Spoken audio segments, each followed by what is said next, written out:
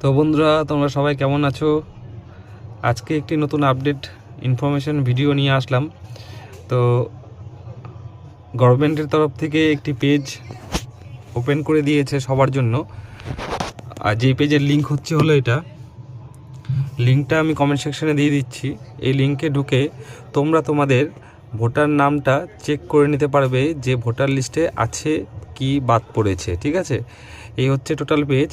তো যারা SIR form fill up করে জমা করেছিলে, তারপর তো একটা দেখার বিষয় থাকে যে নামটা বাদ পড়লো না আছে। তো তাহলে তোমরা এই ওয়েবসাইটে গিয়ে সেটা দেখে নিতে পারবে। সেটা প্রসেস একদম সিম্পল করেছে। এইখানে দেখুন এপিক নাম্বার বলে অপশন আছে একটা। এখানে এপিক নাম্বার মানে তোমার যে ভোটার নাম্বারটা আছে সেটা দিবেন।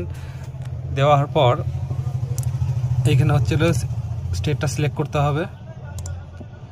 স্টেট সিলেক্ট করার পর এখানে যে ক্যাপচাটা লেখা আছে সেই ক্যাপচাটা দিতে হবে। দেওয়ার পর সার্চ করলেই নিচে তোমার নাম চলে আসবে। যার ভোটার কার্ডের নাম্বার দিয়েছো সেটা চলে আসবে।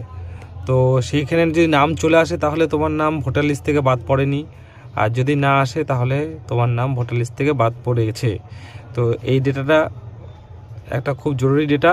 তো সবাই তোমার ভোটার নামটা একটু চেক করে নিও এই ওয়েবসাইটে গিয়ে।